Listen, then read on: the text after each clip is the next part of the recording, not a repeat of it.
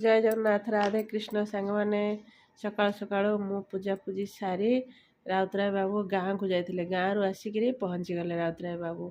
देखु केते सुंदर सुंदर जिनस सब गाँव आनी जिते आम किणिकी खाइले कौन हम गाँव रिनस तार हूँ चार्म अलग सांग मैंने से अमृतभंडा है कि लाउ है पानी कखारू है आम जिनस सब खाऊना छोट बड़े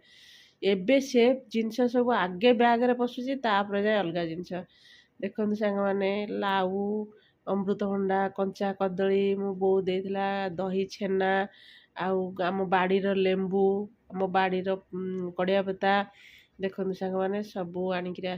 कुआर पुने स्पेशल है कुआर पुने उखुड़ा देखते कुआर पुने उखुड़ा मिठे ता सांगे भी आनी नड़िया आरुआ चाउल एसबू जिनस गाँ जिनस जिते तुम कि खाओ गाँव रोटा स्वतंत्र जिनस से जिनस गोटा अलग प्रकार माहल गोटा सांग मैंने तापर आम ब्रेकफास्ट करदेलु टे लंच प्रिपेरेसन लगे लंच करदेलु देखु भात डालमा डालमा आमर सांग मैंने सबु दिने डालमा दरकार राउतरा बाबूर बिना डालमा बिना घीरे से बसबेनि थाली पाखे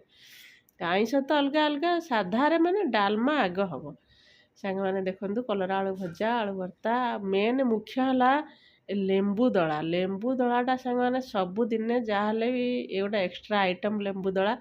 सी पाखर जमी से लेंबू दलाटा ही भात तड़ी नब तापर आम टे रेस्ट नहीं मार्केट गलु देखा लक्ष्मी पूजा पुणी अन था आर वर्ष को ए वर्ष सरला तो लक्ष्मी पूजा देखिया कौन सब अच्छी किणिकान टे आनिया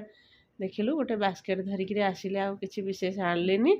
सांग मैंने तापर मो झी मार्केट कहला गुपचुप खाई मुझे गुपचुप ते केवे बाहर देविनी चल घरे बनईदेवी गुपचुप खाइबू देखते सांग मैंने मुझे गुपचुप बनैयारे लगिगली अदा टे आउ खटा पानी बनवाई भूसरम पत्र धनिया पत्र पुदीना पत्र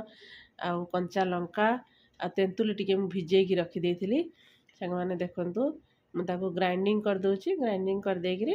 तापर खटा पानी मु बनईदेवी सांग मैंने जिते जहाँ आम तो छोट बड़े जिनस केवे खाई नु कारण आम तो गाँव में बढ़ीचु गाँव में तो ये सब जिनस एबे सीना सबू जिनस ए टू जेड पर्यंत गाँव को गलानी किंतु आगे आम समय गाँ को ये ना गुपचुप ना दहीबरा ना चाट किसी ना एबे तो सकाळु सकाळु आगे चाट वाला गुपचुप वाला दहीबरा वाला आसी जाउछन्ती गाँ को आगे किंतु आम कि आम से चूड़ा कदली ना पखाड़ या खाई खाई आम बड़ होतेलु किंतु एबे देखते सांग मैंने एबे जेहेतु जेनेरेशन सब जो जोटा चली से जिनस तो हम पिला तो करी दबा पड़ो आम जेहेतु बाहर जिनस दौनु घर जिनस तो घरे करी दबा पड़ो कारण मन तो नवा पड़ो ना से घरे देखते सांग मैंने खटा पानी बनईदेली देखु खटा को मु चकड़ी तार रसटा बाहर करदेली बाहर करदे पुदीना धनिया कंचा लंका अदा सब जो ग्राइंडिंग करदेली पकईदेली जीरा गुंड लंका गुंड आउ चाट मसला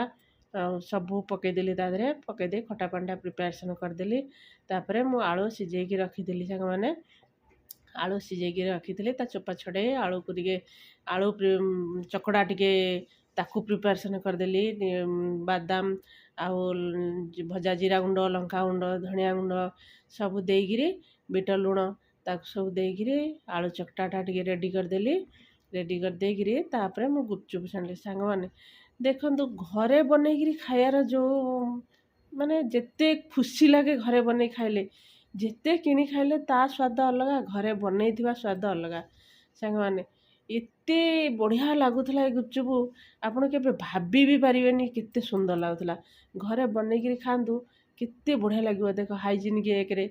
दुईरे केते माने निजे सफा सुतरा निजे करी खाइल से माने केमिदी बनाउछन्ती कौन केमती करूछन्ती माने आगे देखिले आगे घृणा लगुच जहाँ भी जार जोटा चॉइस केते लोक भी घरे न बनईकरी किणी खाया पसंद करती कि सांग मैंने कौन जिनस किणी खाया पसंद करना कि मो पिला को भी दबा को पसंद करना से जहाँ पिला मानकर इच्छा हो घरे बनईबी देवी मु न शिखी था पचे ट्राए नेबी तापर थरे खराब हे दी थर खराब हे जमी हेल्ले तो भल हम ना आगे करू करू करू करू तापर हो तुम ऑटोमेटिक तुम पड़ज से